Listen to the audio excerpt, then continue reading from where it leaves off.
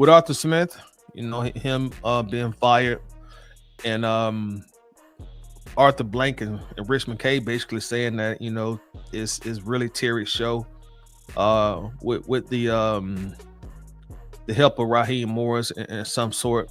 But I kind of get the vibe at this point that right now they're doing a more traditional general manager, head coach dynamic, where the general manager is more in charge of going to get the groceries and shop for the groceries, and then the head coach will use those groceries to cook. I think that's more of the dynamic right now. I think when Arthur Smith was here, I think it was at least 50-50 in regards to GM head coaches and the personnel. It seemed to be a lot of the moves that we made was based upon what Arthur Smith likes to do. And I know recently in an interview, thank you, appreciate it. I know recently in an interview, Arthur Smith said that when he was with Atlanta, a lot of the personnel decisions were on him, and he no longer has that burden. And I'm paraphrasing now, but he no longer has the burden of having so much decision making as far as personnel goes. So Jada in the building. Jada, help me out with your name. I don't want to keep pronouncing your name because you always in the comments, which I certainly do appreciate. So I want to make sure I'm saying your name correct. Is it Jada, like Jada Pinkett, or is it Jada? So let me know, in that way I know I'm pronouncing your name correctly. Jada says, title when you see Blank in that black suit and red jacket on the suit, somebody got to be fired. Let's blow the horn on that. That's that firing suit. You're absolutely right. Absolutely correct. Jada says Terry should be fired. He doesn't know how to draft, and the way he drafted is catching up with us fast. And we're definitely about to dip into Terry Fontenot, and I'm going to explain to you in this instance, even based on your comment, why he was right. Terry Fontenot was actually right here. He also says Terry Fontenot solved defense in the late rounds of free agency trade that won't cut it. He also says we need to draft young talent. I definitely do agree with you on that. We do need to accumulate some better talent on this team. There's a talent deficit on this team, man. I know y'all tired of me saying that, but I'm gonna keep repeating it until I see differently, man. Tony in the building. What's going on, Tony, man? How you doing, bro? Hope everything's going great with you. Tony says Terry has to save his job, just like Raheem does, and don't y'all ever think Raheem and Terry won't be at odds when it comes to direction we are going? Absolutely. And to be honest, there should be times that they're at odds. Just like in a relationship, man. I'm not saying that you're supposed to be fighting every day, but when you're in a relationship with somebody, you're gonna have a opinion that your significant other won't always agree on. If you're in a business relationship with somebody, you may want to make the logo blue. They may want to make the logo red, so y'all might be at odds about that. And just like you're saying, Terry and Raheem, Terry may want to go offense in the draft. Raheem may say, hell no, let's go defense. So that's a good thing. As long as it doesn't become toxic, I think. Jada says tied in with the Michigan Wolverines cornerback. You got to educate me on him, because I'm gonna be honest, I don't know a whole lot about the Michigan Wolverines. Jade also says, Todd, I love your content. You've been helping me calm down. Hey, appreciate it, man.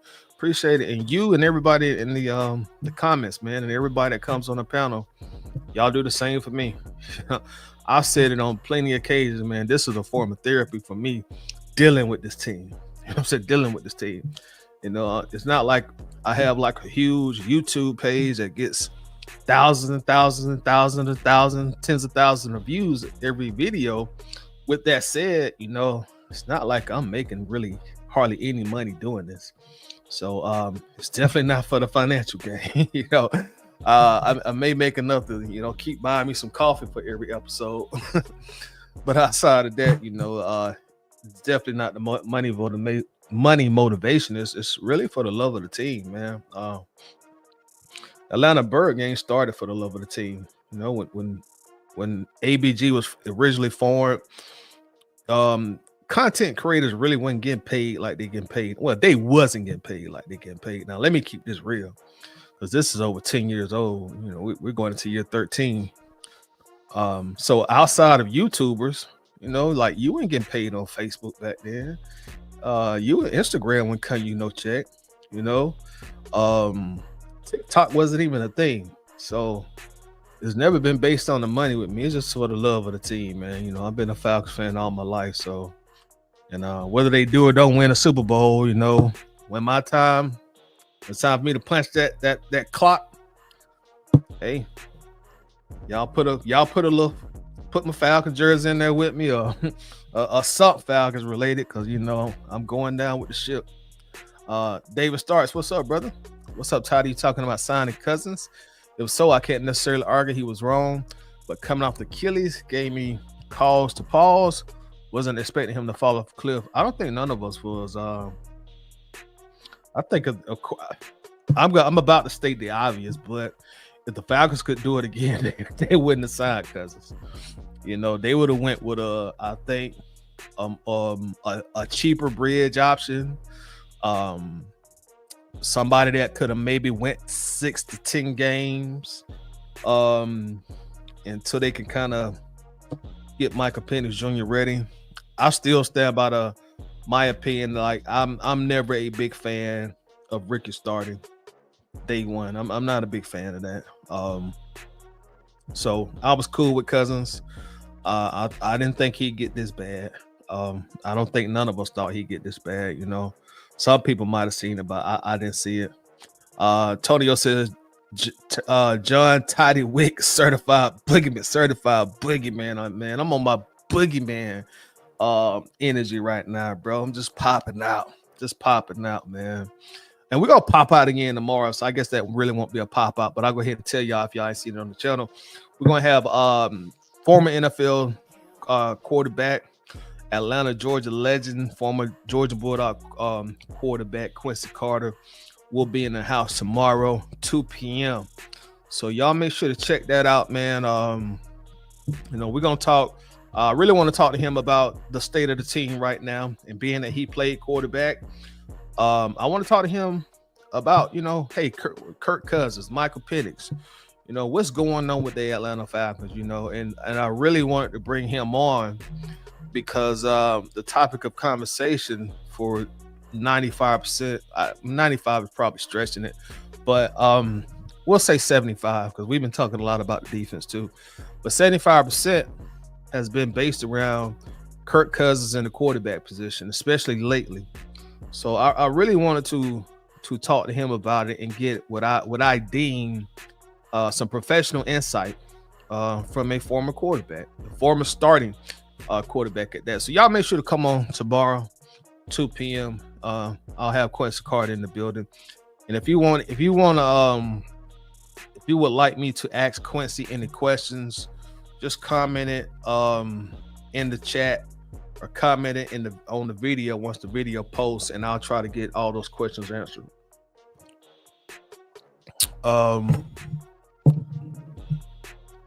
Jada says Raheem and Kirk Cousins play the defense in these press conferences that might split the locker room. Kirk said when I got the ball back, it was 35-21. And Raheem said the defense didn't do it. I noticed when he said that. I didn't necessarily like that because it seemed like a deflection, even though I'm sure that's what he genuinely meant in his mind, in his heart. But Kirk, you didn't score no points. You ain't scored no points since November the 3rd, bro. The last time Kirk scored points, we hadn't even went and voted yet. It's been so long. It didn't seem like that election been like 6 months ago. No, that election came and went, and we hadn't even voted last time Kirk threw a touchdown. So you ain't got no room to talk, Kirk. Not at all. No room to talk. Jada says Raheem stopped joking in his press conference. He looks tired in the press conference. Now, hey man, I'm not surprised, bro. As you already know, Jada, dealing with this franchise, dealing with this team, they're going to stress you out. Literally. Dealing with the Falcons, man, you gonna be stressed out, man. There's no way around it. Even when they win, it's stressful. So I get it. And I guess, some people that may make some fans feel a little bit better, because I see a lot of people criticize Raheem Morris for being himself. That being his normal personality. He has a outgoing, jovial personality. That's just who he is. That's who he's gonna be. And I've seen him multiple times get criticized for being himself. People, well, Raheem be laughing and smiling too much. That's who he is. That's what he probably. I'm sure he was the same person at 8 years old. I'm sure he was the same person at 16 years old. He's the same person going into his 50s now. That's who he is. But that has rubbed some people the wrong way. I think some people like that stern Bill Belichick mode type of coach, that Nick Saban type of coach, and that's just who they are. I'm sure when Bill Belichick was in 5th or 6th grade, he probably didn't have a whole lot of friends. He probably was just, that's just who he was. That's your personality. I said yesterday on the show that I'm an introvert. I've been an introvert all my life. That's just who I am. At 12 years old, I was the same way. I was just an introvert. I was cool being by myself. I didn't have to always, even though, of course, at 12 years old, I love hanging out with my friends and everything, but I could entertain myself. And maybe that's the only boy syndrome. Maybe that just comes from being the only boy. I had to learn how to keep myself entertained. Back when I was little, and parents used to buy me wrestling men and wrestling matches. I could play on little football games and Nintendo. I'm cool by myself. I never had a brother in my household. I got an older sister and a younger sister. I couldn't play with the same type of toys they played with. My daddy wasn't finna allow me to play with no damn dolls. You know what I'm saying? So, people's personalities are their personalities. That's what I'm pretty much saying at the end of the day. J Black 142. What's up, J Black? How we doing, bro? Says, what's up, player? What's up to you, man? Jada says, you can call her better plays. Zach Robson. Hey, man, I wish I would have had Zach's paycheck, bro. You know what I'm saying? That way I could afford a big, elaborate studio and talk to y'all in, man. Have some flashy lights. I can afford to pay for an editor and have a in-studio assistant. Wouldn't that be dope? Wouldn't that be dope? Jada, okay, you said it correctly. Okay. Thank you for letting me know that, man, because I don't like mispronounce people's name. So thank you for letting me know that. Marina in house, what's going on, Marina? It's been a minute.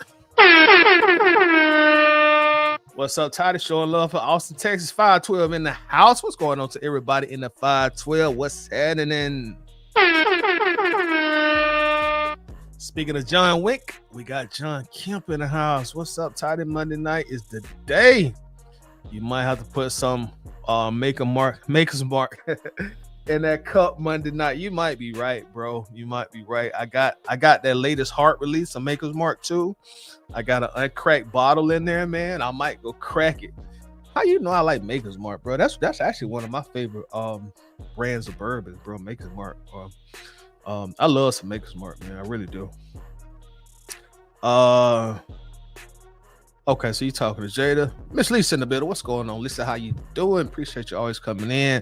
She said, okay, I'll tune in for Quincy Carter. It'll be interesting to get the insight of someone that played the game. Yes, Lisa. And that's really why I reached out to him, man, because as fans, once we start losing, we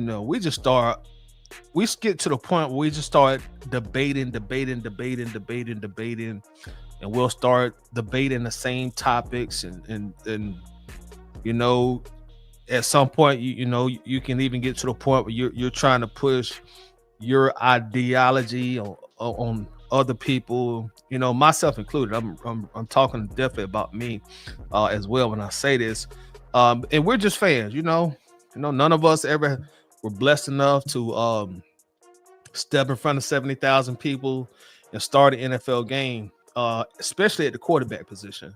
And no matter if you had the success of Tom Brady, or you was an unknown quarterback from Alcorn State who got drafted and never started a game, but you was on the roster, you would have a special talent that less than 1% of people that play high school football have.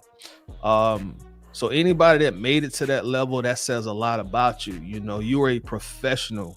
That's why it's called professional. You're a professional football player. So your insight, I actually put it on a pedestal. And I just like to hear insight from people who actually, played the game. You know what I mean? It's just like,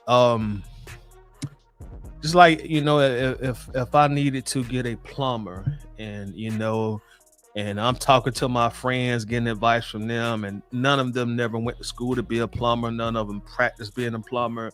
We're just talking about stuff we done seen on YouTube. No, you should do this. You should buy this. You should do this. And I got another friend said, no, don't do that, man. You're going to mess up your pipes. You do that, boy. Don't do that to your pipes. You're going to mess up your pipes. And then another friend said, no, both of y'all wrong. Y'all about to have that man whole house messed up. But, if I talk to one or two plumbers, who went to school for it, who studied under a mentor, they were apprentices at one time. And, they have some actual experience in doing this for a living. Hey, I'm gonna listen to the guys who went to school and do it professionally. And much respect to my friends, but y'all don't have the same experience and level of practice. That's the professional part. Ray Ellis in the building. What's going on? What's happening, bro? Carlo in the building also. What's happening? Says Eddie Cousin from high school. What are you talking about, man? You might be talking to somebody else. I don't know what you mean. T-Dub in the hospital. Say hi to T-Dub. Rustin Moore Jr. So just curious, have you had any luck reaching out to Julio's nephew, man? I got to be honest with you, bro. I don't want to say it slipped my mind, but I have not reached out to him yet. I should do it today now that you mention it. I guess I was trying to find a more opportune time, or really, I guess I'm just procrastinating doing it. But I do plan on doing it. I might do it today, this evening, since you brought it up, man. I might do it this evening. But no, as of now, I have not done it. Jada said, I think McKay might end up taking over for Terry when this gets. I hope not. I don't want to see McKay back in here, man. Let him stay wherever he at and doing whatever he doing with the soccer team. I don't want to see Rich McKay. Let him stay over there with Atlanta United. And I can't sit here in front of it like I do keep up with soccer like that. But isn't Atlanta United, and Lisa probably know better than I do. Aren't they like in their playoffs or something right now, or on the way to the playoffs? I think they've been doing pretty good this season. So let him stay over there. Soccer team look like they done got back re-elevated. So let him stay over there. Don't bring him back over here. Let us try to figure this out with the guys we got in the building right now. We don't need you back, Rich McKay. Stay where you at, sir. Don't come back over here. God, I don't want to see him in no more press conferences. None of that. Coach is going in the building. What's going on with you, Coach? Coach says, yeah, I don't criticize him for his personality. I just think his type of coaching is not what this team needs. This team needs a hard-nosed coach, because as we see, the player coach usually has issues. I don't know. And you might be right, but I'm willing to give Raheem ample amount of time. I'm not gonna make I'm not gonna make a hardcore opinion off of 13 games on a team that already was bad when he got here. I'm willing to give him at least another year, to see what he can do in year 2, because I remember when Dan Quinn came here. it's been a pretty similar first year. I think that year, y'all correct me if I'm wrong, because y'all know I'm getting old. Uh, but I think we might have started off hot, and then I think we lost like 5 consecutive games. And Dan Quinn's first year, and we finished 8-8, and people were criticizing him. And then the next year, well, you know what happened the next year. We won't go back down that rabbit hole. We won't go back down the Super Bowl rabbit hole. But what I'm saying is, like, sometimes you just got to give coaches ample enough time to put their blueprint on the team. Look at Detroit Lions coach. If they would have gave up on him after year one, after his 3-13 season, then they would not. They probably won't. They would not have seen his current potential and where he has that team at right now. So I'm gonna give him enough time. I'm gonna give him more time. I was the same way with Arthur Smith. I went crushing Arthur Smith after his first year. I think you got to be at least willing to, especially when a coach is inherited a bad team. It would be different if the Falcons were coming off like a 11-6 season or something like that, or even 10-7. But man, this team ain't won since 2017, so I feel like you got to at least give him enough time to put his blueprint on the team. So I'm still willing to give him a little bit of time, and hopefully he gets it right starting this weekend. I'm hoping that they'll finish the season on a 4-game winning streak, because if we finished the season 10-7, a lot of stuff that we're upset about now, it'll kind of fade. It'll fade to black. T Terry in the house. What's going on, T Terry? What's up, Toddy? They want Morris to be like Mike Tomlin. Oh no, it's only one Mike Tomlin, man. Just like it was only one Bill Belichick, it's only one Andy Reid. It's just only one Mike Tomlin. And I'm glad you mentioned Mike Tomlin, because some things come with time. Mike Tomlin, I remember when Mike Tomlin was first hired, he was younger than I am. And I think Mike Tomlin got that job at like 35 years old. He didn't come into Pittsburgh with the same type of, what's the right word I want to use? He didn't come to Pittsburgh with the same kind of sort of philosophy, or I don't want to use attitude because there's a negative connotation on the word attitude. So maybe stance. He didn't come into Pittsburgh with the same type of stance. He had to kind of earn that right, to do that. You're thinking year one. Y'all remember a couple years ago when they asked Mike Tomlin a question he didn't like. He just walked out the interview. He ain't saying that. I'm done. I'm gonna walk right out. You can't do that in year one. You can't do that in year two. You got to build up some equity, and that comes with winning. To have a certain type of attitude of how you carry yourself. That comes, it does come with winning. Raheem Morris don't have that right now, of course. Andy Reid, he can do stuff like that. Guys like Mike Tomlin can do things like that. So certain things are earned with time. It's just like at your job, man. Your first 6 months of your job, you really couldn't call in work when you couldn't call off work when you wanted to. But hey, after you done been there like good 5-10 years, you know who to talk to get what you want. Year 10, oh shoot, I ain't coming to work today. I remember my last job. I told y'all before, I had been there almost 17 years at my last job. When I didn't want to go to work, I didn't go to work. Sometimes I would just text my supervisor, hey, I ain't gonna be in today. I didn't do it often, but there was like a time or two that I didn't go to work, and they didn't know until the next day. Oh, like, Ty didn't came to work today. No, I didn't come to work today. But again, I was there almost 17 years. I started that job when I was 20 years old. I wasn't even old enough to buy a beer yet. And I stayed at the same job, the same position, the same department for almost 17 years. So I could do a lot of shit that a lot of people in my department couldn't do. If I need to get off work, I'm going to get off work. Okay, they say the calendar full. No, it's full for y'all. If I got somewhere I want to be, if I want to take me a vacation, if I want to get on a plane and go to Cali, I was going to get on the plane and go to Cali. I didn't care what the workload was, but that came with time. Again, almost 17 years. I couldn't do that in year 1 or year 2. But after like year 10, like shit. And then, I wasn't a bad employee either. I didn't have no issues in my human resources file, So, but enough about that. Tony says Julio Jones was recently interviewed. Okay, I didn't see that. He said he's willing to come back to the Falcons to retire. Said he still loves Atlanta, still has a lot left. Oh man, you got it, Tony. Please send me that in my inbox on Facebook, bro. Because that's something we'll have to talk about. You know what I'm saying? That's something we'll have to talk about. I might can get nephew now. Now he might be willing to spill the beans of Julio talking again. And if Julio's saying that, maybe him and Blake that sat down and had a conversation, right? Maybe they just sat down and talked. Got a dog Smith in the building. What's going on, Smith? And y'all make sure, of course, and I'm sure essentially all of y'all already are, but you're not already subscribed to Smitty Sports Machine on YouTube. Make sure that you do subscribe. One of the original Falcon content creators and one of the best in the business. So, like I said, I'm sure you all are already subscribed to his channel, but if not, make sure that you do subscribe. Smitty says, yo, do you have confidence Cousins can turn it around?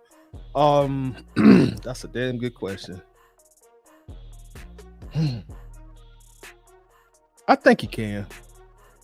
I think the fact that now we're about to hit a soft part of the schedule, the Raiders, the Giants, both teams are trying to tank to get the first pick. Neither team really wants to win at the end of the day. So those should be two wins, but with the Falcons, you never can count on the obvious, unfortunately. So really the only true hard task left on the schedule will be Washington, although Carolina is playing a whole lot better. I think the schedule does favor Cousins turning it around, but I don't know if we're going to ever see that Tampa Bay Kirk Cousins again when he threw for like 500 plus yards and 4 or 5 touchdowns, because it looks like he's lost something. And it's unfortunate, and it looked like he lost it within like over a week's time, because when I'm watching him now, I'm not seeing the same quarterback I saw when he was lighting up Tampa, and it's real unfortunate. But I think he can turn the bad play around, but I'm not sure at this point if he can turn it around enough to give this franchise and this fan base the confidence that he can start 17 games next season in 2025, if that makes any sense. Data says Morris ain't going to be like Mike Tomlin. Mike Tomlin discipline his players. Coach Carter said, I know I want a Mike to Lynn style coach. A Mike to I might be reading it wrong, coach. I know I want a Mike to Lynn style coach, or maybe something I don't understand. Then you would see the extreme lack of discipline this team has. What you want to be hard-nosed coaches usually get every drop out of their players. Some of the hard-nosed coaches, they don't last long though. I mean, look at Mike Singletary. I mean, one of the most hard-nosed coaches that I can recall really seeing, because excuse my language, y'all, but Mike Singletary didn't take no shit. He didn't take no shit at games and practice and even in those interviews. But he didn't last long. Like I remember that turned a lot of the players off, man, and I think they kind of rebelled against him. So I don't think being a hard-nosed coach is automatically means you're gonna be a good coach. You know what I mean? Probably the best coach, or one of the best coaches in the game right now, Andy Reid.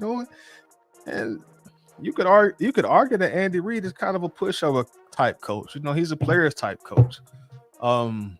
So I don't think hard-nosed means a good coach. Granted, you had Bill Belichick, and I think you can definitely consider him hard-nosed, but was it Belichick or was it Brady? You have to ask yourself that conversation now, Because when Brady left, he won another Super Bowl. He came close to winning a second Super Bowl with Tampa. He was only like a play away from advancing in the playoffs. And Bill fell off the map. Bill Belichick lost Brady, and then he lost his job. Tom Brady went out on his own. Tom could have kept playing, I think. So it just depends, man. I just be want. I don't care if you hard nosed or you what they call a player's coach. Just go out there and win. Personality don't matter to me. When Dan Quinn was taking us to the Super Bowl that year, nobody complained about him being quote unquote a player's coach. We were just happy to be going to the Super Bowl. So the personality thing, it really don't matter a whole lot to me. Marina said, what we got to do if we lose the Desmond interception Ritter? At that point, we go start crying. Hey, there's no other emotion left in us at that time. You lose the Desmond Ritter, it's just time to start crying, man. It's crying. It's time to start crying if you lose to Ritter. Nothing else left to do at that point in time. Marina says, instead of touchdowns, Ritter and Cousins going to be traded interceptions. Bless it. I hope so for Ritter. I hope not for Kirk. I'm not gonna lie to y'all though, man. It's something about this game, and this is the Falcons PTSD in me, but I'm a little on edge, man, because Des Ritter gonna have a lot to play for, man. He's gonna have a lot of motivation, especially playing against this coaching staff who pretty much came in and kind of slick dissed him and then traded him. And obviously, Ritter did not like how that happened because he never spoke about the Falcons again. And y'all all know, man, motivation is a motherfucker. Motivation is a motherfucker, man. That's kind of like this old saying, like, man, you do your best work when you're broke. Like, you do your best work when you're broke because you're hungry. So we'll see. We would definitely see. Make sure I check in. Make sure we they got T-Dub said they got kicked out. Okay. Sorry to hear that. But they still seem like they had a good season. Like I said, I can't sit here in front and act like I know about soccer because I really don't. I tend to get my soccer updates really from y'all. I be seeing people on social media and I'm okay. So the United doing pretty good. Lisa says Atlanta United made it to the second round of the playoffs. They knocked off Miami FC for heavily favored, but then we got knocked out in the second round. Okay. All right. So, we got something to build on. So good job, Richmond K. Stay over there, Richmond K. You went back to soccer and you got them playing good soccer again. So stay on that side. Stay on that side of the building. What's up, William? What's going on, bro? Since we're not going to no playoffs, I hope we do. I want to go to the playoffs, y'all. In my opinion, this team really needs to get in the playoffs for the obvious reason we have not been since 2017. Do I think we can go in the playoffs and be a competing team? No, I don't. I ain't gonna sit here and lie to y'all. I'm not gonna totally fanboy out. I don't. I hope it could happen if we make it, but this team has not done enough to convince me of otherwise. But I really think it's still important to get in the playoffs. It's important for the franchise. It's really important for the morale of the fan base, and I think more importantly, it's important for the players on this team. They need that playoff experience. They need the playoff experience. I've talked to a few NFL players, and they always say that there's different levels of play in the NFL. Preseason level play, regular season level of play, postseason level of play. These guys need the experience of postseason level of play. Bijan needs to experience that. Kyle Pitts, he needs to experience that. Rook, he needs to experience that. Tyler Edger, they all the guys with AJ Terrell, Jesse Bates, all these guys, they need to experience a playoff game, a playoff atmosphere. Go on the road in the postseason. You think these fans be loud in the regular season? Get to the playoffs. You need to experience that. We know that as Falcons fans. Yeah, we may mosey around in the regular season. We may stay out the tailgate and decide we ain't gonna go to the game because the tailgate's so crunk. You might have 2 tickets in your pocket.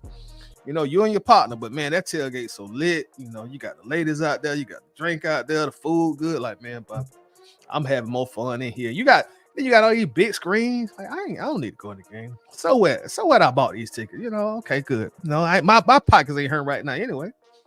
But playoffs? Oh boy. I know that from being a Falcons fan. The fans in the playoffs, ain't nobody think about, no, I ain't gonna go to the game. Everybody going inside the game for the playoffs, and they are gonna be super loud, super boisterous. So this team needs that. We need that experience, man. We really do. Ray Ellison said it reminds me of 2015 as well. Yeah, I can refer back to that year, 2015. We had such a roller coaster season. Jada says Mike Vrabel would be a good head coach. He's a defensive minded coach as well. I wanted Mike Vrabel. I think he's gonna be a pretty big commodity in the offseason. Did Bill Belichick, did they officially announce him as the head coach in North Carolina? I know it was kind of like, yeah, he gonna be the coach yesterday, and they're gonna make it official today. Did they ever make it official? SWAT's ATL Z4, what's up? Zone 4, I'm sure that's what that means. So that's what I said. Raheem got one time, and you threw for real. I'm assuming you saying he got 1 year. I hope not. I feel like he at least, at the minimum, he deserves 2 seasons. Now, if we have a losing season this year, and then he starts off like 0-6, 0-7 next year, and at that point in time, yeah, you may have to make a drastic change. Lisa says, I think the most frustrating thing for me is the inconsistency. How did we go from Kirktober, right, where he was breaking records, right, for the right reasons, to now breaking records for the wrong reason? Let's blow the horn of that. Lisa, I could not agree with you more. And then she also says not having a single passing TDs in 4 games is crazy. That is one of my favorite Clifford Harris big words. That is egregious.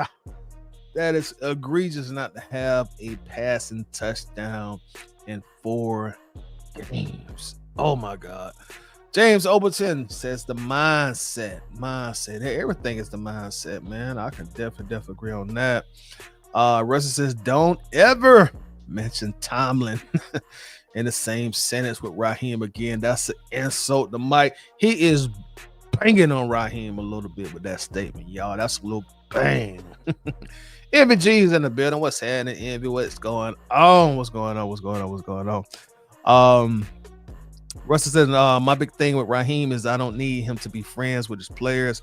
I need him to be their coach and hold them accountable. I can definitely respect that, man. I know a lot of people feel that way as well. So I know where you're coming from. Coach says, tight again, Munyon, because these ass outrageous.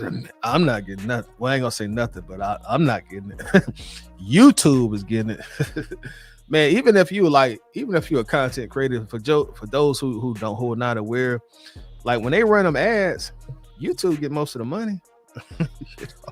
That's the thing about it, man. You get a percentage of it, but YouTube get most of the money, and that's why the site is worth what it's worth. This is $1 billion site, man. YouTube makes some real cheese, bro. I'm telling you, they making some real money, dog. Make some real deal cheddar. real cheddar. We got a dog DB94 in the building. This is our resident Denver Broncos fan in the house. What's happening with your DB? This is very true. Titus saying some coaches want so much control that no one wants to perform for them. Exact to Monto, so you kind of have to have a a bridge of, like you were saying, you don't want so much control where you turn the players off. And at the same time, I do see what other people are saying. You don't want to be such a easy coach where people feel like they can run over you and push over you. So you got to have a kind of median of the two. And I think that's a perfect bridge. Another PR in the house. What's going on? It says Iron Man Tidy. It's almost 5:00. Martini and a cigar. That's my dog, man. I had mine lit, but I stopped puffing on it. But I got a cigar in my coffee, man.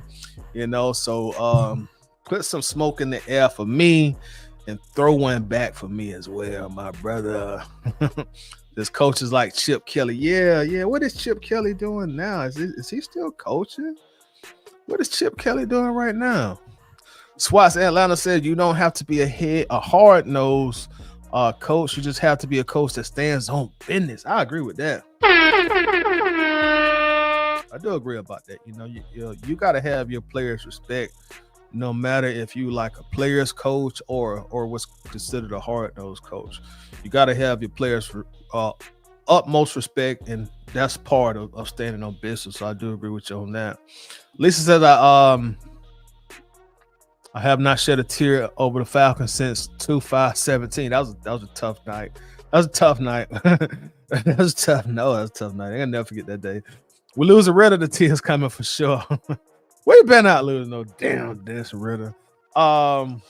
Let me make sure I talk to everybody before we get the show on the road. DB94 said the Falcons were right to move on for Ritter. He looks like Rex Grossman on the Raiders. Yeah, man, Ritter was terrible, man. Ritter was absolutely terrible. We should have never even let him get in a position where he was actually starting for us. That was a mistake, number one, that he was a starter. He was absolutely terrible. I mean, terrible. Make sure I talk to everybody. Real talk with G. Lou. What's up, G. Lou? Kirk holding us back. Hey, you ain't gonna get no argument from me on that one. You're not gonna get no argument from me on that one. He also says Michael Penix needs playoff experience. Let's hope, man. Let's cross our fingers that Michael Penix gets a lot of playoff experience with the Atlanta Falcons. I mean, a lot of playoff experience. If Penix gets a lot of playoff experience with the Atlanta Falcons, in all likelihood, that means we could get a ring with him. So let's hope that is the case. Lisa says playoff football is another level. It is. It's on a whole nother level. Let's see who we got. Jay Lana says, what's going on, Title? What's happening, Jay Lana? I hate to say it, but you have to know that Ritter is definitely going to be motivated to try and beat us, especially with this being on Monday night under the bright lights. Yep. That's what has me on edge a little bit too. Walter May, what's up, Walter? Says I read Greg Beatles, the vice president of the Falcons, told Raheem this is not good enough. In the locker room after the Vikings game, Raheem looked shook after the press conference. I did not see that. I haven't seen that, man. I'm about to go Google that and look for it, but I have not heard of that. It wouldn't surprise me though, because it's definitely not good enough. No doubt about it. Archangel in the building says you know Ritter wants his revenge. He's going to give his best effort. He mad he was let go for Kirk. Yep. Exactly. Exactly. I do agree. But yeah, let me talk to y'all, man. And keep the comments going. Terry Fontenot. Falcons general manager Terry Fontenot. Back what seems like a lifetime ago at this point. Right before the trade deadline, we were like 6-3. We were swag surfing and we were trapping. We were taking over everybody's trap. That bad when we were trapping. We were taking over every trap from zone 1 to zone 4. If you had a trap, Kirk Cousins and the Falcons, they were gonna take over the trap. They were taking over traps from coast to coast at that point too. But it seems like a long time ago since we were the trap kings. Now we went from being the trap kings and hugging the block to selling Nick sacks. When last time you seen somebody sell a Nick sack? You know what I'm saying?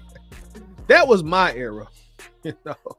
That one, now we're selling Nick sacks. We done had to bring the Nick sacks back. But that's how bad it's been for the Falcons, man. We selling Nick sacks. But when we were like 6-3 and we were playing some good football at the time, right before the trade deadline, there was a lot of talk. You know, should we make a trade? Should we not make a trade? And ultimately, of course, we did not make any trades. And Terry Fontenot was heavily criticized. He was criticized and I'm telling y'all, the national media a little bit, and some, and also the local Atlanta media, and people who cover the Falcons. I'll say this: Terry Fontenot was absolutely correct not to make a trade. He was correct not to make a trade. The reason I say that, because the facade wore off on this team. The reality, we got hit in the face with reality, and that is that this team was not a pass. We were not one pass rusher away from being a contending Super Bowl team.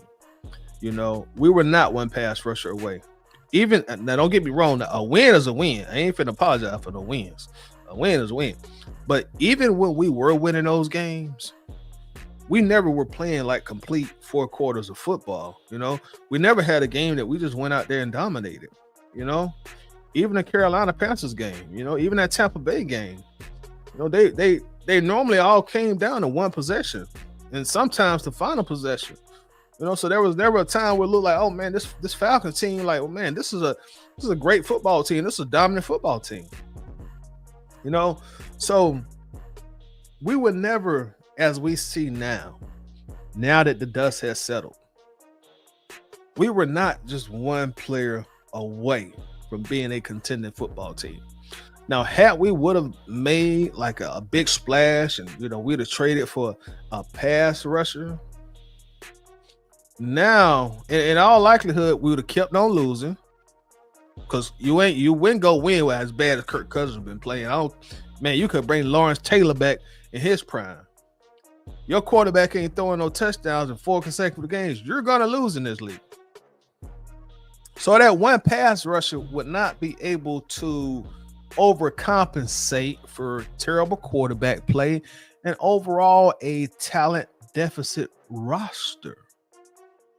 I'm gonna try my best not to beat up on Kirk this broadcast, but beyond it, Kirk is a major problem during this 4-game losing streak. But you're starting to see the holes in this team that one pass rusher would not been able to compensate for. That one pass rusher could not compensate for the fact, outside of AJ Terrell, the rest of your cornerbacks are pretty trash. Outside of AJ, the rest of them are pretty trash. Pass rush, he can't compensate for that. One pass rusher can't compensate for the fact that, outside of Caden Ellis, your linebacking room is pretty trash. Once you get past Caden Ellis, your linebacking room is just pretty trash. The pass rusher, he can't whoever you want to throw out there, whatever pass rusher you want to come up with, they're not going to be able to compensate for that. They're not going to be able to compensate for, outside of one linebacker, the rest of them are trash, and outside of one cornerback, the rest of them are trash. A pass rusher can't compensate for the fact that Justin Simmons has been a major letdown this year. He can't compensate for that. There's no compensation for that, at the pass rusher position. If Justin Simmons looks like he done lost a step or two, Pass rusher, he's not going to be able to make up for that. Yeah, you might have more sacks now, but these last 2 games have shown us, okay, you can start now. Atlanta, okay, you want to start against sacks? Okay, let's switch up the defense. Let's make a little changes to what we're doing defensively. No major changes, but little changes to bring more pressure. Okay, you get 5 sacks one game, you still lose. You get 4 sacks the next game, you still lose. That's because there is a talent deficit on this team outside of having a dominant pass rusher. One pass rusher does not make a team that lacks talent all of a sudden become a Super Bowl team. That's not how it works in the NFL. And now we're starting to see that. So for all the criticism that Terry Fontenot got, I think people are starting to see now that that criticism was unwarranted. And maybe Terry, hey, obviously he's no idiot. You know, you don't become a assistant general manager with New Orleans at such a young age, and then the general manager of the Falcons at a young age by being a total idiot. He's not an idiot. He's smart. He's intelligent, you know. So maybe he knew, looking at this team from February to February, maybe he knew, like, you know what? I could go make this splash and get all these people off my back, but it ain't the right move.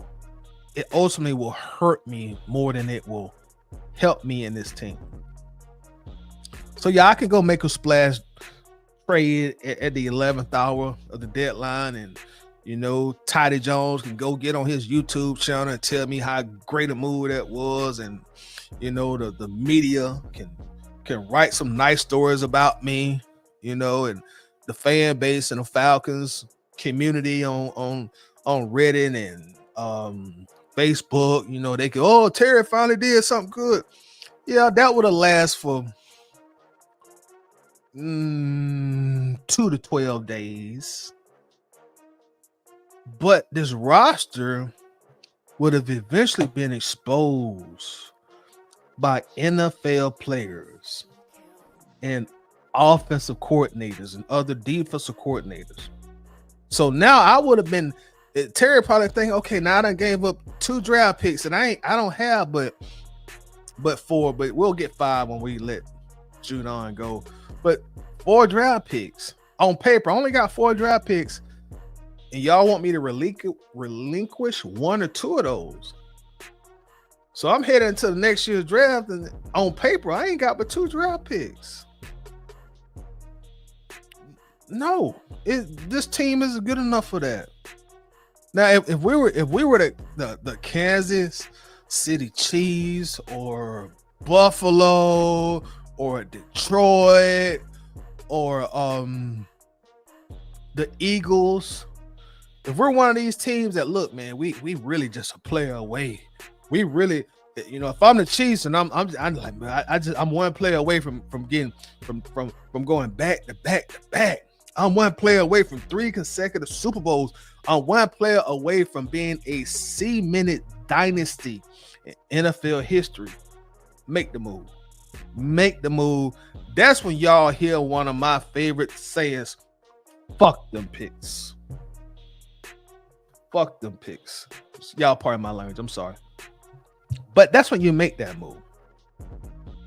If I'm the Eagles, I done got Saquon Barkley. I done got all these Georgia Bulldogs, and these young boys are balling. I got me a quarterback I can trust. I got me receivers I can trust. Hey, man, I'm really just one player away from taking it to Pat Mahomes. I'm going to take it to Mahomes in the Super Bowl. If I get this rematch, I'm just one player away from being Pat Mahomes and Andy Reid and ending their love affair that they got with the Super Bowl trophies. I'm one player away.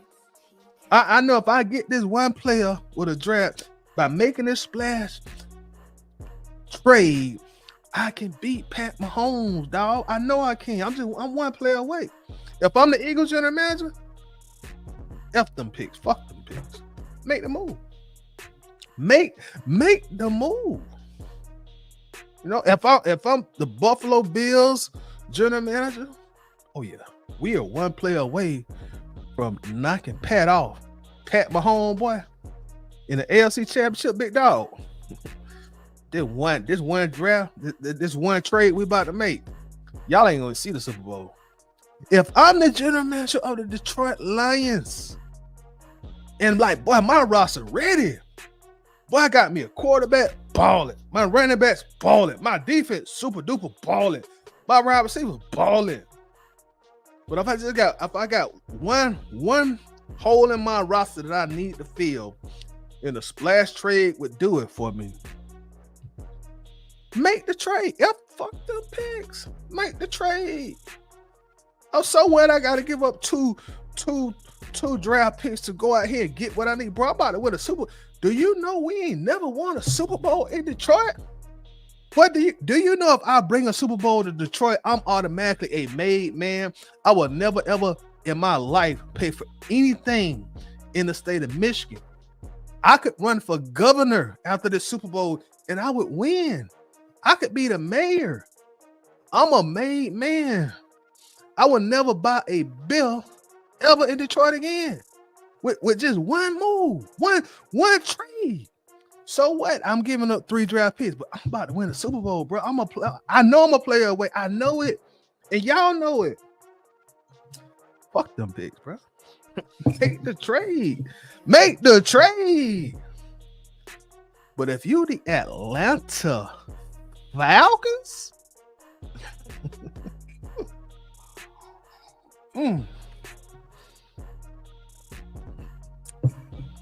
But if you the Atlanta Falcons and you got so many holes on your roster, man, you know that your linebacker ain't all that good.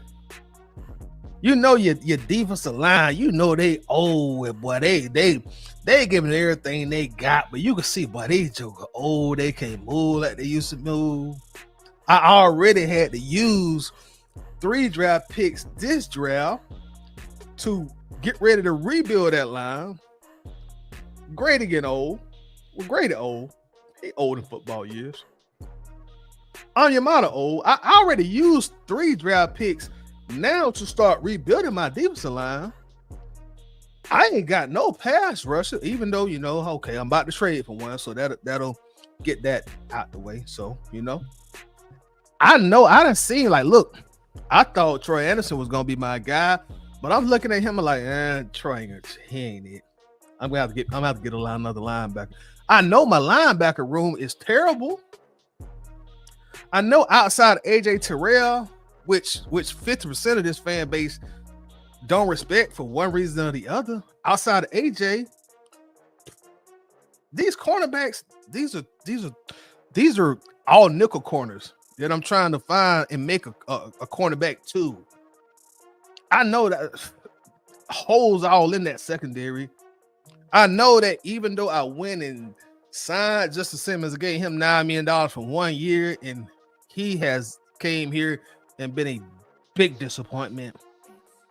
So I'm going to be forced now, and hopefully DeMarco Hellams can come back from injury, and I might still have to go out there and get another safety.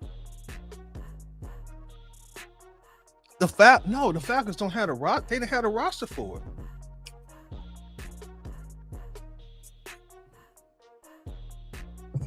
So Terry Fontenot, he was right.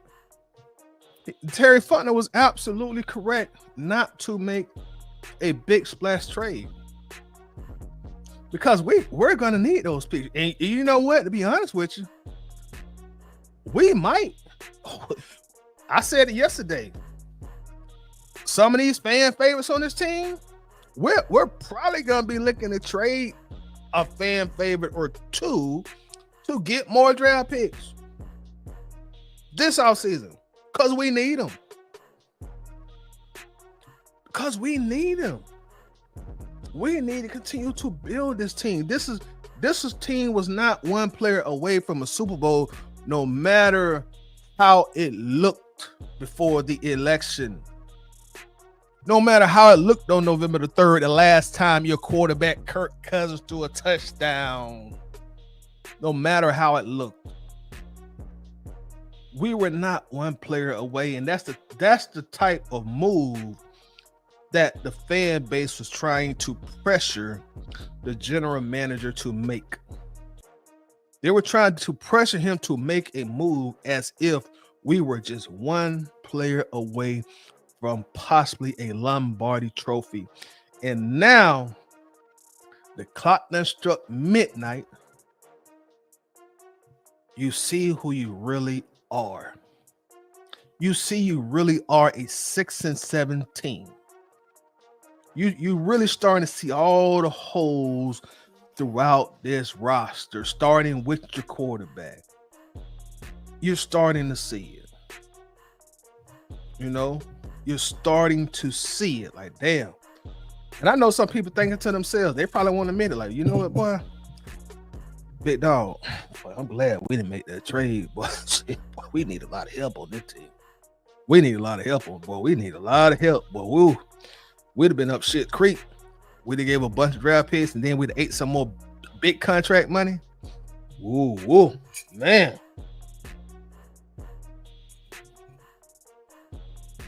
But yeah, I mean, like I say, like him 11, you can't say Terry is not smart. He's not intelligent. Like I said a moment ago, he didn't get in this position at such a young age without being smart, without being intelligent.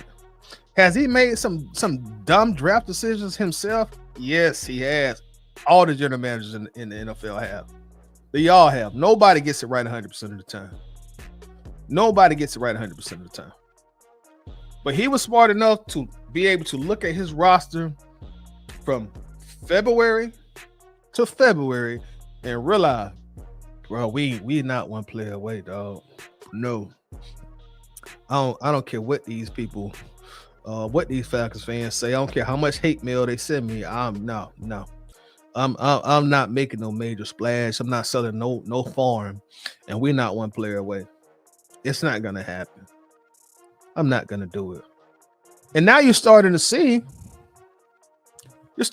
even with the roster we have on defense now that they're getting sacks, what's happening? We're still losing.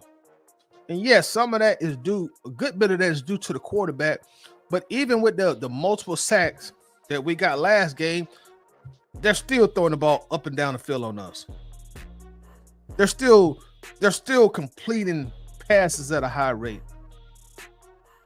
Guy like Sam Darnold still throwing 350 yards. They're still having multiple receivers with 100 plus receiving yards on us. Still happening. One pass rush is not going to stop that. One pass rush is not going to stop Clark Phillips from getting, and like I say, everybody swore that AJ Terrell's the one always getting burnt, but one pass rush is not going to stop Clark Phillips from getting burnt every single game. It's not going to stop D. Offer from getting passes caught over him all throughout the four quarters of the game. A one pass rush is not all of a sudden going to make Troy Anderson be the stud that he is not. One pass rusher is not going to make the undrafted free agent Nate Lamon the stud that he is not. One pass rusher and giving up all your draft picks was not going to make up for all the minutia that's on this team. It wasn't going to happen. So Terry was right to hold his picks.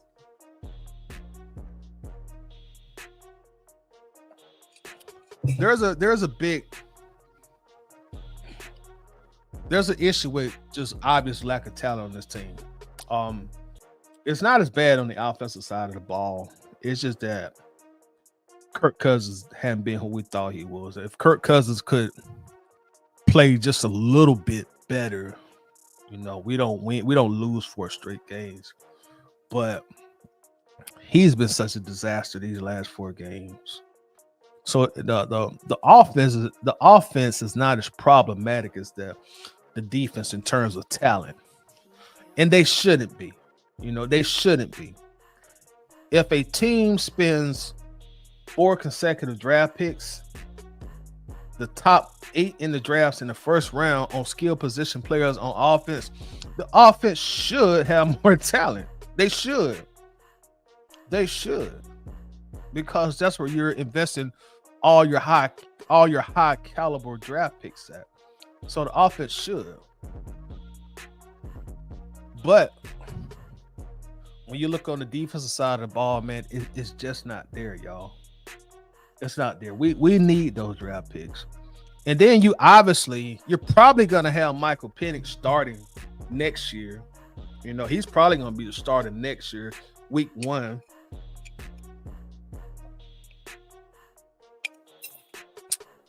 And if that's the case, you need to be able to continue to draft young talent to surround him with.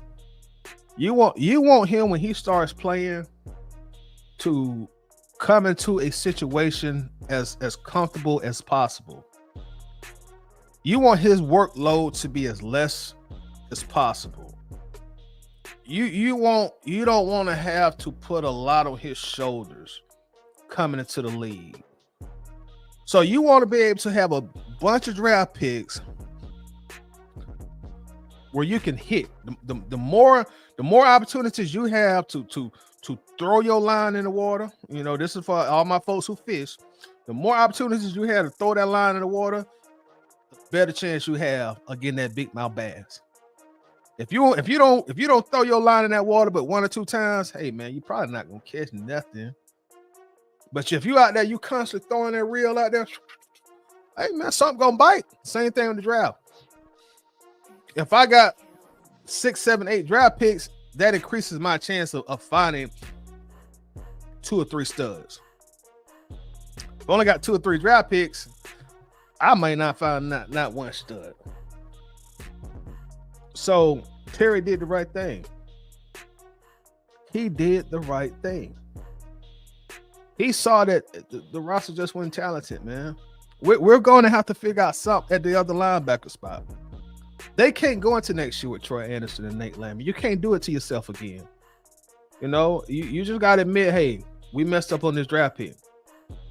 Troy wasn't the guy. And I put more on Troy because he was the 2nd round pick. He was supposed to be the guy. You just got to admit that ain't the guy. You got to admit to yourself, hey, you know what, Mike Hughes, D. Alford, Clark Phillips, they ain't the guys. They're slot corners. And even in slot corner situations, they're sketchy too. Yeah, we got to do something at corner. We got to do something at that other corner. We got to do something at that other corner. So, Terry was right. Terry Fontenot was absolutely, positively correct not to make any splashes at the trade deadline because we're not one player away, y'all. We're not. We're simply not, and that's something we just have to admit to ourselves as fans. Hey, we ain't there. We're just simply we're not there. It's just that simple. Just that simple. And then I'll bridge over to Jimmy Lake, and I'm getting ready to wrap up. Thank y'all for y'all time. But that goes also into the Jimmy Lake situation. All the criticism that he has caught this year. He ain't the guy. He just ain't got the talent, man. Matthew Judon, disappointment. Justin Simmons, disappointment. And I get it. Some people gonna blame that on the defense he running. But I've been saying this all year, and I know y'all hear the time of me saying it. Players make plays. A lot of these guys have been consistently making plays all year long. Players make plays, and a lot of these guys have been consistently making plays. It ain't been happening. It's right down to my name. Players make plays. Matthew Judon, disappointment. Justin Simmons, disappointment. So don't expect Jimmy Lake, being the first-time defensive coordinator, don't expect him to come in here and turn shit to sugar. Don't expect him to do it. With what he has been given, he's doing the best that he knows how. But the natural talent, it's just not there. It's not on the defensive side of the ball. And people are starting to see now that the Falcons are finally getting sacks, right? They're starting to see now with the Falcons starting to get sacks. Like, damn, these guys still throwing the ball up and down the field on us, y'all. Even with us getting sacks.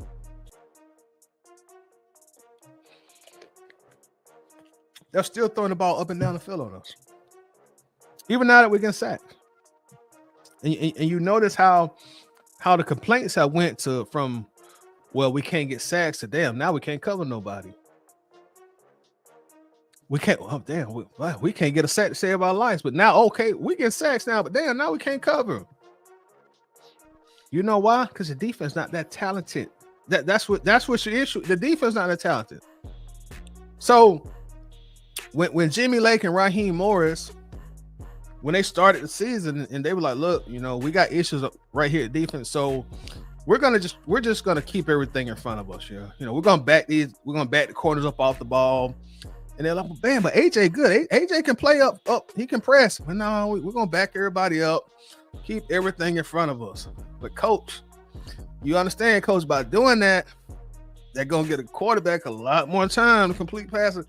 I know, but I would rather that than give up these big plays, because big plays lead to points. All right, coach, you the coach. You the coach. Whatever you say goes. So, they came to the season. They want to back everything up, keep everything in front of them. And it was painful to watch a lot this season. But the second half of a lot of games, that's when they would make their adjustments. And, we find a way to win the game. Some of them, a good bit of them. Then, all the criticism started coming, like, oh, they got to do something. Jimmy Lake trash. So they go into the bye week. Let's say, you know what? Let's Raheem, Jimmy, they said, let's tinker this a little bit. Let's bring the cornerbacks up, man. We got to figure something out. Let's bring everybody up.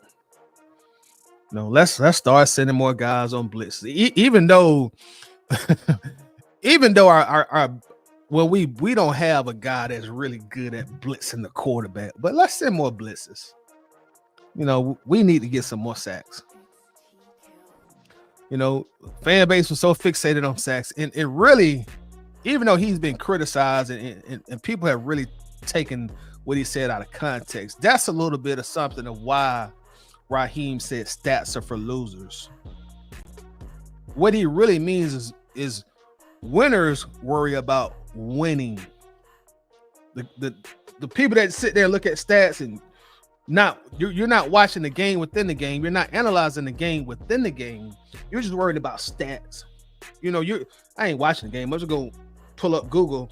I'm gonna look at the stats. Who got to say? Who got to say? Who got to say? Who? Oh, we didn't get no sacks. We trash. But you're not watching the game within the game. That's really what he meant. I understood what he meant when he said that. That's why you never saw me criticize him for saying stats for losers. That's what he meant. But, they buckled under pressure. Okay, let's get some stats to shut these people up. All right, well, we can scheme up sacks. But now that poor secondary gonna get exposed. Yeah. But hey, they want sacks, man. They want sacks. They just want to get sacks. But now that secondary gonna get exposed. Hey, but they want sacks. All right, coach. Hey, you the coach. All right. So let's bring the corners up.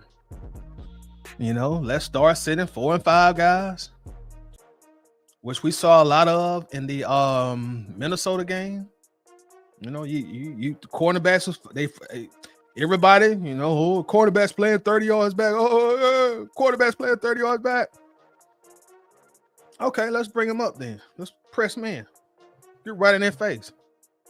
AJ and Justin Jefferson face just like how Dion used to be in the I'm right here in your face now, bro. Ooh, I'm ready. You got Clark Phillips up. Oh Lord. Let's bring him up. Let's send pressure. Let's get them sacks. Sacks win games. Let's get them sacks. So you bring the DBs up, you get the sacks, but damn, you give up 42 points. Like, how did that happen? How did that happen? Because you just got a lack of talent on defense. So they started the season trying to compensate for just the lack of talent in key areas on defense. That's why they kept the cornerbacks playing off. because they wanted to keep everything in front of them. They bend but don't break. They want to keep everything in front of them. They also knew if we start sending all these guys, now we got man coverage in the back. And again, for whatever reason, Falcons fans don't give AJ Terrell the credit he deserves. But if we start sending all this pressure, Clark Phillips on the island, Mike Hughes on the island, D. Alford. Now the safety's really got a safety. Y'all heard what I said. Now the safety's really got a safety. Now the safety's really got to safety. Now everybody in the defensive backfield, they're confused now. Like, oh shit, like bro, we ain't had to play this much, man, and we hadn't had to make these many decisions all year long. Now it's precious. The safety's got a safety now. That's why when you saw the Minnesota game, you saw so much confusion back there. You saw guys falling all over themselves. You saw a bunch of finger pointing. Hey man, what you doing now? What you doing? No, what you doing, motherfucker? No, motherfucker. But we got sacks. Remember, we wanted the sacks. We wanted the sack. We got the sacks, coach. We got 4 sacks.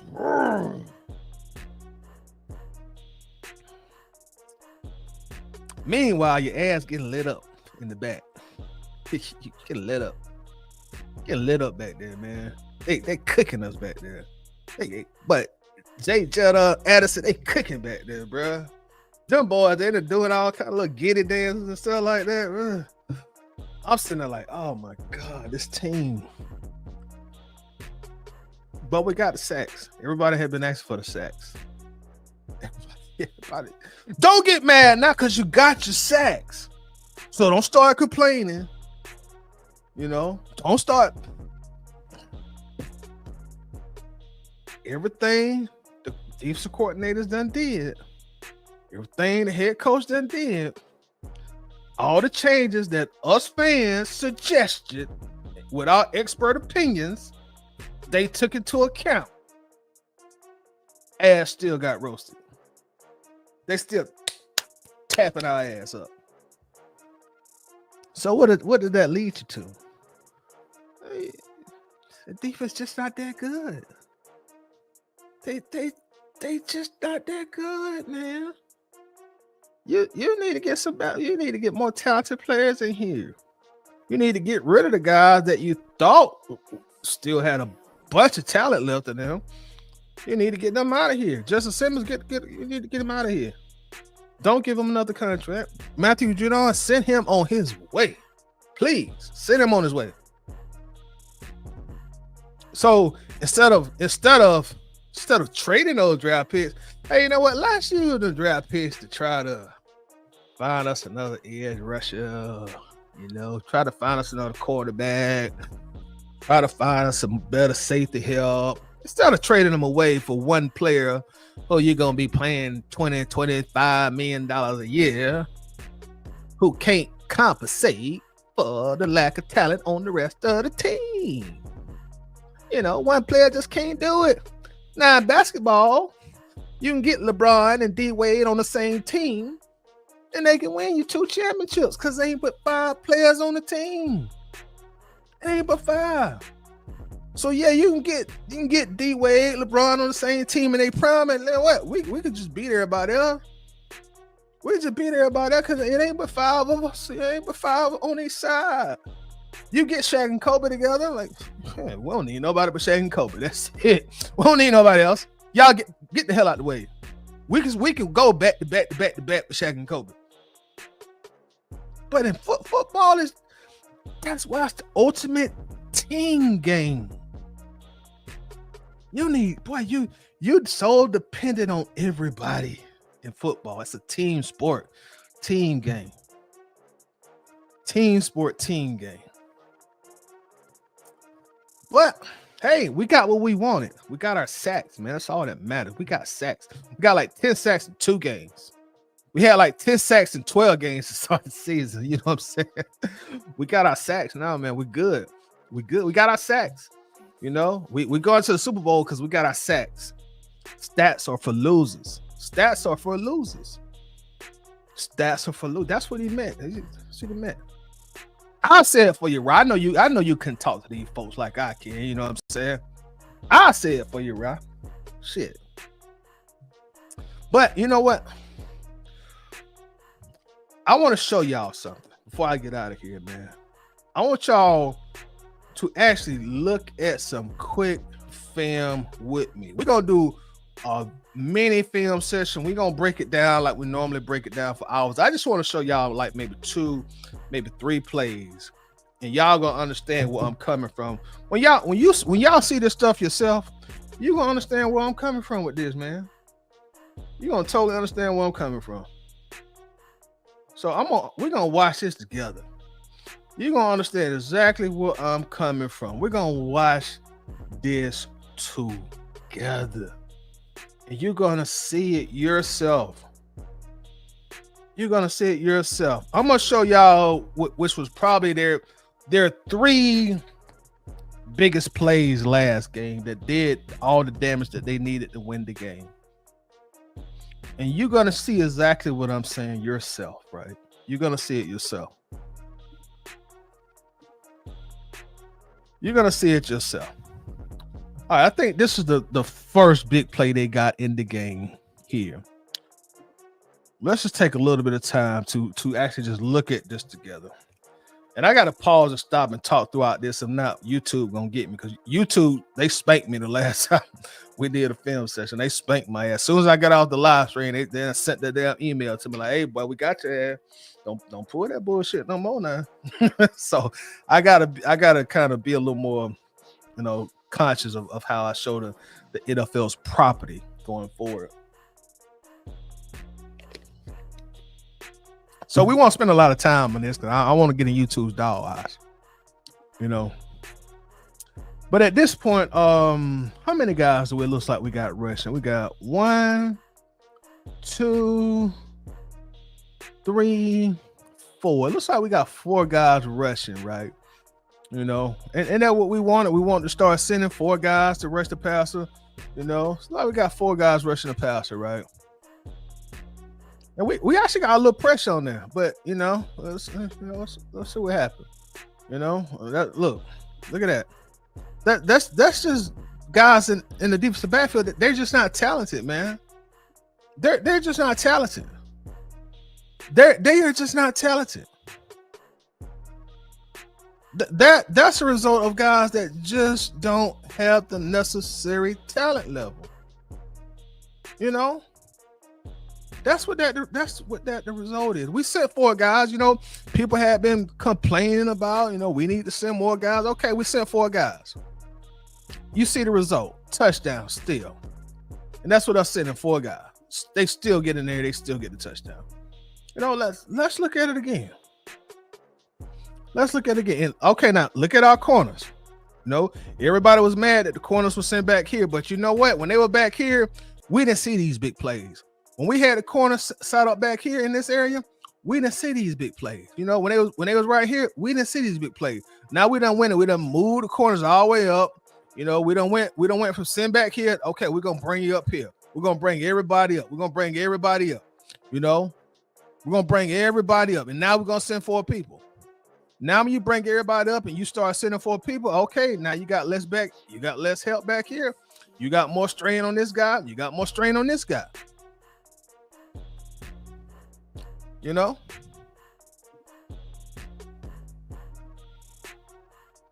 We got 4 guys rushing. This guy, he's up with this guy. Run right by him. He opened up that first step. He just ran right by him. He ran right by him. And you see the result. But back when we had the cornerbacks, when we had the corners lined up further off the line of scrimmage, you saw less big plays. Y'all do remember we were leading the league at one point in time defensively, the least amount of big plays given up in the NFL. We were actually leading the league in that at one time, y'all. Yeah, we were not giving up any sacks, but we also were not giving up any big plays. We were leading the NFL in that at one point in time. We were. But when you cave into pressure, you switch things up a little bit, you see what happens. You see what happens. Look at this. Look, and we're supposed to blame the defensive coordinator for that. Look at that. Look at that. Look at that. You see it for yourself. You see it for yourself. And we sent 4 guys. Now let's go and look at another huge play they got. I'm not gonna keep y'all here long. Let's go look at another big play they had. Let's look at that together. Let's look at that together.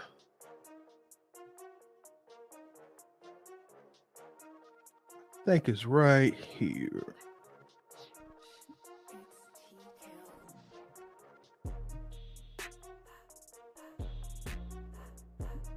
I think this is it. Yeah, here we go. Let's look at this one together.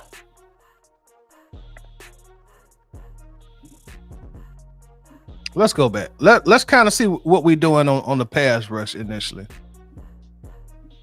All right, and let's take note of let's look at our cornerbacks now. Let's look at how we got our cornerbacks lined up. You know, look at where they're lined up at. They done came up. No, hey, I'm right here in your face, big dog. I'm right here. Hey, I'm in your face, big dog. I'm right here, big dog. You can smell my breath, big dog. I'm on you, big dog. I'm on you, big dog. Cornerbacks up. Press coverage. You know, we were back here at one point in time. We were playing back here, back when we were not giving up big plays, but we weren't getting sacks. Remember, we got to get sacks. We got to get sacks. Sacks is what matters. The wins don't matter. The sacks are what matter. You know, so we done brought our guys up here now. Our guys up here. Now we're sending pressure too. Now, boy, these guys their jaws done became a lot harder now, boy. Whoa. That job a lot harder now. It's a lot harder now. Let's see what happens. All right, we're showing blitz, and we blitz. So how many guys we got coming? We got 1, 2, 3. We got 4 guys coming again.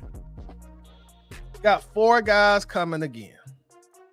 And remember, we brought the corners up because everybody said you gotta bring the corners up. So we done brought the corners up. Let's see what happens. We got pressure. Credit. We got pressure. We got pressure. He just walk away from Clark Phillips. Look at that. Walk right away from Clark. Walk right away from Clark. So everything that we told Jimmy Lake and Raheem Morris that they needed to do defensively, they listened to us and they did it. Now they're giving up big plays. They're giving up game-defining plays. Look, you got your cornerbacks up. You got your pressure. Okay, look at that. Look at that. Now you're at the point where you're even trying to confuse the quarterback in their offensive line because this is showing 1, 2, 3, 4, 5. They don't know who's coming and who's staying at this point. You know, this is what we wanted to see. You know, this looks good. You know, I'm gonna be honest. This looks good. Because you don't really know who's coming and who's going to back up. He backed up. Everybody else came. And they still got off on us. They still got off on us, y'all. This is a result of just not being talented enough on defense, man. This is going to be hard for any defensive coordinator to overcome. When your guy get beat like that and the quarterback, it's hard. That's just hard to overcome. Now notice, ain't none of these big plays coming on AJ Terrell because everybody said AJ Terrell was trash and he didn't deserve to get his money. Hey, last time you heard AJ Terrell's name, you know what I'm saying? It's been a minute. There was another play that I want to look at, y'all. Then I'm gonna wrap this on up. I want to look at the one. I think it was the touchdown. Let me go back.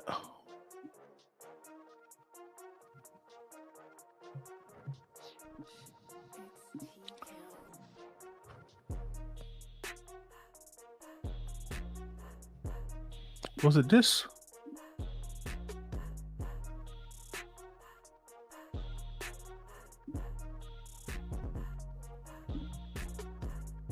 Like, no, this ain't it. But it was the touchdown when y'all know when Sam Darnold started all that that he was running out the pocket. I want to look at that one too. I guess I might have missed it. But that was another play I want to look at, but I didn't put the correct timestamp on that. I don't know what I was doing. But it showed when I think I done went by it. And we sent like 5 people on that play. And Justin Simmons had a easy sack. He was not able to get Darnold on the ground. Have we went by that play already, y'all? Let me know. What's up, Tay Six? Tay, do you know the play I'm talking about? Tay, have we went by that already? I don't know how I messed up the timestamp. I thought I had wrote it down.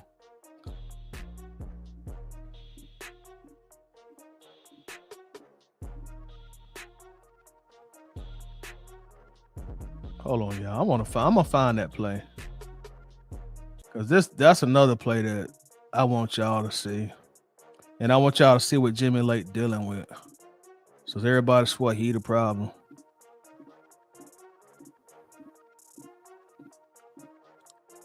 I think I went too far.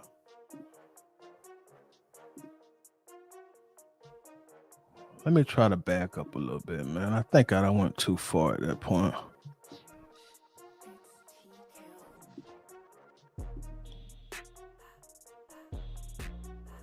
This might be it.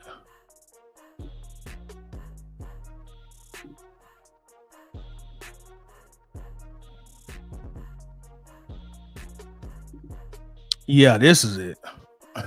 This is it. This is it right here. Y'all look at this right here. I think we sent 5 on this play too. Now, y'all see where that steal shot at? You got Justin Simmons coming with the blitz. He has a straight line to the quarterback. This should be a super easy sack. This should be a super easy sack. He is coming unblocked, y'all. He is coming unblocked. Watch what happens. And we can't even get him on the ground. We can't even get him on the ground. Watch him. He coming from right here. Now, I know we don't like to do this, but this one time you got to give Jimmy Lake credit. You got to give him credit. He's setting the blitz. He come in around this point, or he end up here. Has an easy sack, and we can't get him on the ground. This is a talent issue.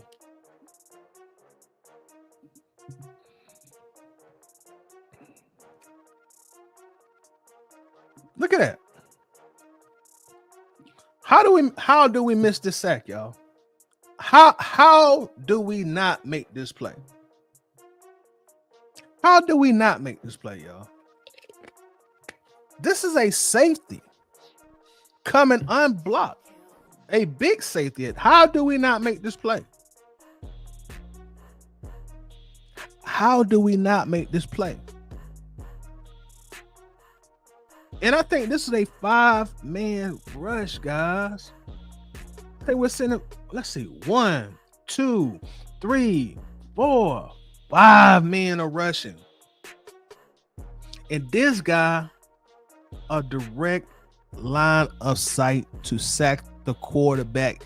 He is never blocked.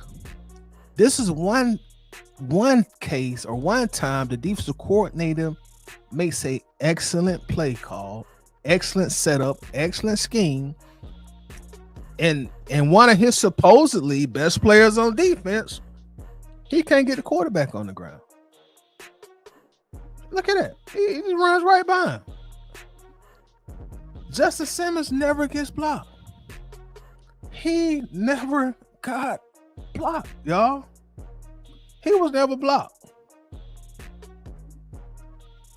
Never was blocked. Never was blocked. And watch your boy Troy Anderson. He's supposed to be rushing. He's taken totally out of the play. Look at Troy Anderson right here. Taking totally out of the play when he rushes.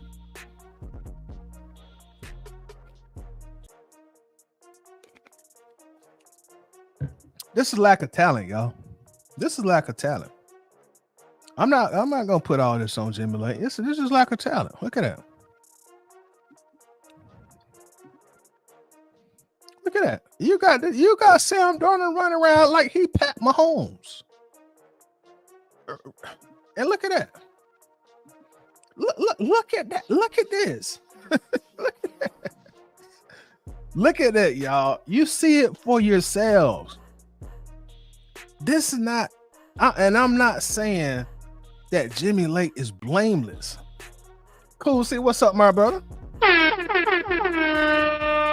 My God, Cool C repping that 770 in the house. What's happening, Cool? But yeah, y'all see it, man. As they say, the film do not lie. Calvin, what's up, brother? Says Justin Simmons has had one good game all season. He's been cooked all damn year. He has. He's been getting cooked all damn year. He got cooked this play. Like, bro, you had a straight line to sack the quarterback, and you let Sam Darnold Michael Vick you. How you let Sam Darnold Michael Vick you? Now I see it that with Prime Vic, Josh Allen maybe, Lamar, but you let Sam Darnold cook you like that? You let Sam Darnold do this to you, bro? And Troy Anderson, what are you doing? You can't get off a block to save your life. I'm cool with giving Jimmy Lake some blame, but when you look at this film and you see what he's dealing with, he's 5. One of his guys comes unblocked, supposedly the fastest guy that's rushing the passer. He can't get the quarterback on the ground. Justin Simmons, if you make that sack, bro, we're not watching this film at this point.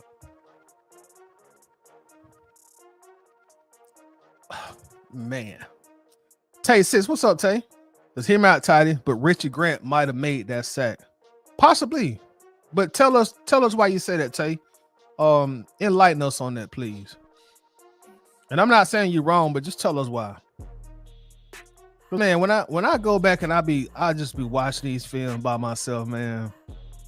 And I'll be like, man, bro, I get it. Jimmy Lake first year, inexperienced, but boy, when I be watching our players, this is the best example right here. You sending 5, one is unblocked, and you let Sam Darnold run around like he 2004 Atlanta Falcons Michael Vick. If 2004 Vick do this to a defense, hey, you can't be mad. That's Vick. That's Vick doing what he do best. He's avoiding defenders, getting out of the pocket, extending plays, and making a hell of a throw. That was Michael Vick's superpower. But Sam Darnold, really? We really let Sam Darnold do this to us? Seriously? Sam Darnold? Really? We really let Sam Darnold do this to us? Justin Simmons, this is inexcusable, sir. This is inexcusable. Inexcusable. And it looked like at this point, with this swim move, Caden Ellis got an angle to make the play. But if he don't make the play, look at Justin Simmons. And trust me, at this point, y'all, Darnold don't even see Simmons, y'all. He don't see him at this point. His eyes are downfield right now. He don't even see Simmons. So Simmons has the element of surprise in his favor. He still don't make the play. Still doesn't make the play. Tate says Richard Grant timing when he rushes the quarterback is always on point. He never over pursues and makes contact. Just always bad in coverage. Tate, that's a hell of a point, man. That is a hell of a point. You're right. Richard Grant problem comes in coverage. You're absolutely right. Absolutely right.